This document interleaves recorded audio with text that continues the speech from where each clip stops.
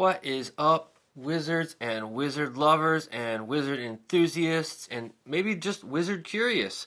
My name is Mooner and this is Waning Moon Gaming, and I am bringing you guys a quick little overview on the wizard class in the Flesh and Blood trading card game. Thanks for joining me today.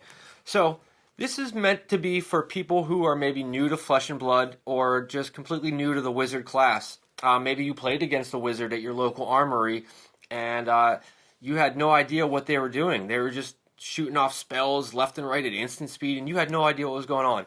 Well, I'm here today to just give you a brief overview on the wizard class, how it operates, the different heroes that we have available to us, and just give you guys a heads up on what's going on with wizard right now. So, currently, we have 3 different wizards available to us in the wizard class, and in Flesh and Blood, there are heroes that all belong to a class. Some of them have talents and some of them don't, but there are currently 9 classes available to us in Flesh and Blood, such as assassins, ninjas, guardians, warriors, and wizard. Wizard is one of those classes, and it is my favorite class. And wizard has a completely unique identity to other different classes. And before we get into all that, which I will go over everything, I want to just introduce you guys to the 3 different wizards we have. First, we have Kano. And Kano was introduced to us in the second set. He was introduced to us in Arcane Rising. And Kano is our first hero, wizard hero. He comes in both young and old. Young can be played in only Blitz and the multiplayer format, Ultimate Pit Fight. And the older adult heroes can only be played in Classic Constructed. Our second wizard, who was introduced to us in Everfest as a young hero, was Iyslander, and then she came along as an adult hero in Uprising, and she is our second wizard hero. And our third wizard hero is Emperor Drakai of Aesir, and he was introduced to us in Dynasty. And Emperor has 2 different class types. He's a wizard and a warrior. But I'll get into all that in a minute. I just wanted to briefly introduce you to the 3 different wizards that we have access to. Emperor, Iyslander, and Kano Drakai of Aesir. Alright, so let's talk a little bit about the wizard class. So wizards are very unique, and they don't generally attack with attack actions. They don't deal their damage with attack actions. Instead, they use general action cards that deal arcane damage. So let's discuss that a little bit. So let's talk about maybe like an attack action, a generic attack action like Enlightened Strike, and then a wizard action like Sap. So, Enlightened Strike has a defense of 3 and an attack value of 5. Now, it has some additional text on it where you can bump that up to 7, but for now we're just going to focus on the 5. This little circle down in the left-hand corner, which has attack on it, and it comes in for 5, and it's a generic action attack. Now, whenever you attack your opponent with an Enlightened Strike, it generally deals him 5 physical damage, which he can block with any card that has a block value. So this card has a block value of 3. This card also has a block value of 3. So your opponent attacks with an Enlightened Strike, and you want to block it, so you block with this card, which has a defense value of 3. So you are blocking 3 of that 5 physical damage. Now, the way wizard cards work is they deal arcane damage. They don't deal physical damage. Physical damage can be blocked with cards that have a defense value. That little symbol down there in the right-hand corner. Arcane damage cannot be blocked with cards from hand that have a defense value. Instead, it has to be prevented. And there are a couple different ways that arcane damage can be prevented. So this card reads, deal 3 arcane damage to target hero. It has some additional text where if it does additional more than 3 damage, you can remove an energy counter from it. But we're not focused on that right now. What we're focused on is the fact that it deals 3 arcane damage to target hero. And now how are we going to prevent that arcane damage? Well, there's many different ways in the game to prevent it, such as on generic equipment, such as the Nullrune Suite. Now this comes in a hood, in boots, in a robe, and in gloves, but it just has the simple text of Arcane Barrier 1. Now, Arcane Barrier is a static ability. Now, Arcane Barrier 1 means that if you pay 1 resource, if your hero would be dealt arcane damage, you may pay 1 resource instead, and it will prevent 1 of that damage. So, you're being presented with a sap, and you are lucky enough to have Nullrune Hood equipped. You can prevent one of that 3 damage by pitching one resource into Arcane Barrier 1. There are other ways, there are other pieces of equipment such as like Metacarpus Node, which is a wizard equipment that has Arcane Barrier built into it. Arcanite Skullcap that has Arcane Barrier 3, so that means you can pay 3 resources to prevent 3 of that arcane damage. So you could pitch a blue and prevent all 3 of the sap's arcane damage as long as your Arcanite Skullcap is turned on. Other classes such as Ranger have access to some Arcane Barrier in their Skullbone Crosswrap or their Trench of the Sunken Treasure. And there's other generic things such as Spell Void. Now, Spell Void doesn't cost any resources to activate. Instead, if your hero would be dealt arcane damage, you may destroy Spellfray Tiara, and it will prevent one of that arcane damage. So it has Spell Void 1. Another instance of Spell Void would be in Shock Charmers, available to the Rangers, available to anyone with a Lightning talent, and this has Spell Void 2. So you can destroy the Shock Charmers and prevent 2 of that arcane damage. Another way to prevent arcane damage is with something called Quell. Quell is very similar to Arcane Barrier, where you can prevent 1 of that, but you can actually prevent more than 1 as long as you have Quell. It will destroy the slippers at the beginning of the end phase, but this can prevent any kind of damage, arcane or physical. And then the last way in equipment that you can would be with something like a Celestial Kimono, which has Ward. Now, this is also a static ability that just triggers on its own. So if your hero would be dealt damage and you do not prevent it in an additional way, the Ward will soak up one of that arcane damage, and then it will destroy itself. There are cards in the game that also prevent arcane damage, such as Brush Off, which is an instant. It's a generic instant, and it reads, the next time you would be dealt 3 or less damage this turn, prevent it. Now that does include arcane damage. So if you were presented with a sap, and you could, at instant speed, prevent that next damage that you would be dealt by playing a Brush Off. And then there's something also known as Oasis Respite, which costs 1 resource and lets you prevent 4 of any kind of damage. So this can prevent physical or arcane damage, and it also gains you the benefit of gaining you a life if you were at a lower life than your opponent. So these are just some different ways to deal with arcane damage in the game currently.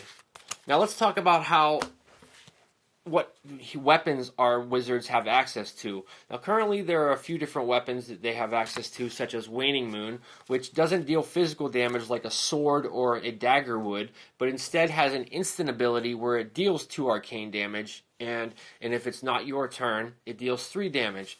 Now this is an instant ability, so that kind of lets on to how a wizard wants to operate at instant speed.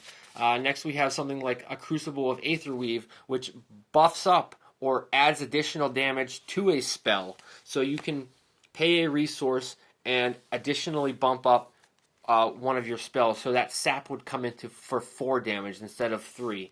Then we have something like a Surgent Aethertide, which is a once per turn action and deals arcane damage. Then they have access to something like a Kraken's Aethervein, which deals 1 arcane damage, but then also draws you a card. So all of the wizard weapons just kind of want to either buff up arcane damage or present arcane damage by themselves. Next, we're going to talk about Stormstriders. Stormstriders is one of the most crucial pieces of equipment that is to the wizard class, and it is part of the wizard class identity. And it is a legendary piece of equipment from Arcane Rising, and it has instant pay 1 resource, destroy Stormstriders. You may play your next wizard non-attack action card this turn as though it were an instant. So this really lets you extend yourself and play your wizard non-attack action cards at instant speed. Alright, now let's get into our different wizards. So we're going to circle back around to Kano for a little bit. So like I said, Kano was introduced to us in Arcane Rising, and he has the ability, his hero ability reads, instant, pay 3 resources, look at the top card of your deck. If it's a non-attack action card, you may banish it. If you do, you may play it this turn as though it were an instant. Now you can do this on either your turn or your opponent's turn. As long as you have 3 resources to pay, you can look at the top card of your deck. Now, let's say it is a wizard card, such as Aether Wildfire, and it is your opponent's turn. You can play Aether Wildfire at instant speed, so you can do damage to your opponent or present them with arcane damage at instant speed on your opponent's turn. You can also do this on your turn. So part of Kano's whole identity is looking at the top card of his deck and playing wizard non-attack action cards. So this is an action. It is a non-attack action, and you can play it at an instant speed as long as you can pay the resource cost, and it will present your opponent with very difficult to deal with arcane damage on their own turn. Now, Kano also has access to other spells such as Aether Quickening, for Mind Warp. All of these can be played at instant speed as long as they are paid for and played off the top of his deck. Now, you can also play these cards from hand on your own turn. Voltic Bolt is another very powerful card. And then Gaze the Age is another really powerful card that lets you opt. Now, opting is really good for Kano because it lets you know what the top of your deck is. So you can play Gaze the Ages, look at the top card of your deck, line it up however you want. Now, let's say it is one of these 3 cards. You can rearrange that in any way that you want. Put one of them to the bottom. Well, opt 2, I'm sorry. Play that card at instant speed on your turn or your opponent's turn. Now, playing at instant speed does not take up an action point or cost an action point. So if you want to do this on your turn, you can still play an additional card from hand as long as you can pay the resources to activate Kano's ability and pay the resources to activate the card being played. Now, Aether Wildfire is an insanely strong card that reads, deal 4 arcane damage to target hero. If Aether Wildfire is played during an opponent's turn, until end of turn, action card effects that deal arcane damage instead deal that much damage plus X, where X is the damage dealt by Aether Wildfire. So this is just kind of letting you know that Kano or Wizards really want to play at instant speed and really want to play on their opponent's turn at times.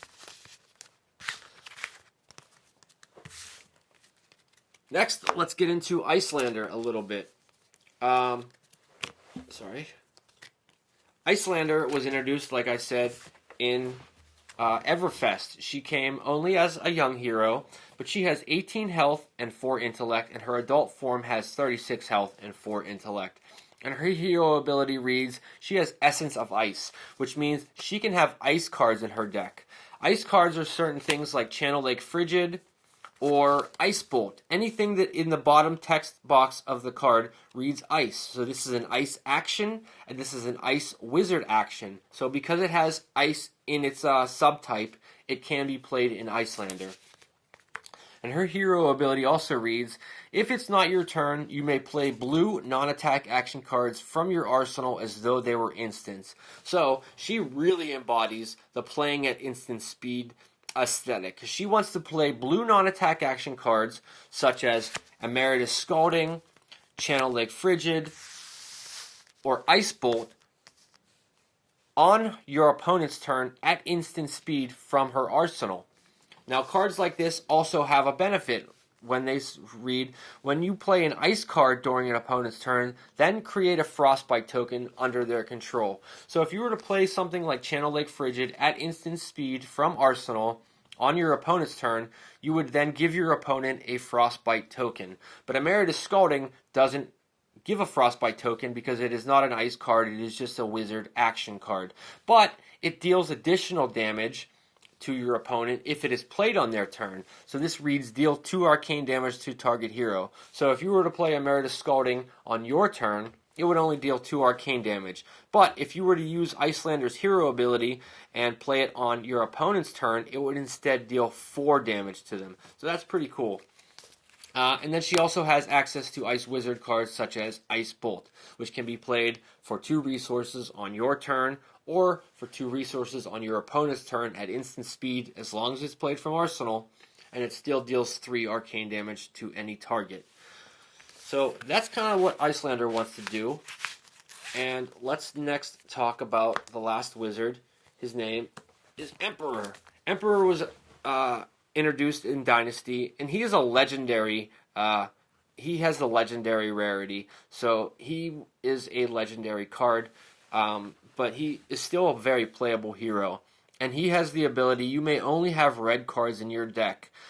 Action: pay 3 resources, search your deck for a command and conquer, attack with it, and then shuffle your deck. So he has 15 health and 4 intellect. So if you haven't noticed, all of our wizard heroes have traditionally lower health than most other heroes. So most other heroes in the game start at around 40 health. All of our wizards in the adult form start at 30 health and 36 health. And Emperor is only available in young form, and he starts at 15 health. Now these guys start at a deficit of a lower life total because they're able to play wizard attack action card or wizard non-attack action cards at instant speed and deal arcane damage through something like Stormstriders, which essentially lets you take an additional turn on your opponent's turn and deal them damage, which is insanely powerful. If you've played against any wizard and they've killed you on your turn, you know exactly what I'm talking about. Being able to break your Stormstriders and play something like a blue Emeritus or a red Emeritus Scalding at instant speed when your opponent has overextended himself in attempts to kill you first is really, really powerful. And because they essentially let you take an additional turn, that is one of the reasons why they start at a lower life total. So Emperor has access to both Draconic cards. He has access to really strong Draconic attack action cards like Blaze Headlong, and he also has access to generic cards such as Ravenous Rabble, which can be played by any hero in the game, but because he only can play red cards in his deck, Ravenous Rabble always comes in for 4 damage with Go Again. He also has access to wizard action cards that are red, such as Sap, which comes in for 3 arcane damage. So Emperor kind of wants to play in this style of, he's an aggro deck that can only play red cards, and he also has access to the wizard ability, so he can play spells. So I hope this little overview of the wizard class helped you guys out a little bit. This was meant for new players and people new to the wizard class and new to the Flesh and Blood trading card game. So thanks a lot. Like, subscribe, comment. Let me know who your favorite wizard is. My favorite wizard is, well, I'm not going to tell you they're all my favorite. Wizard is my favorite class. Give me a subscribe, a like, all that fun stuff. I'm trying to really help this channel grow, and I hope this helped you guys. Take it easy.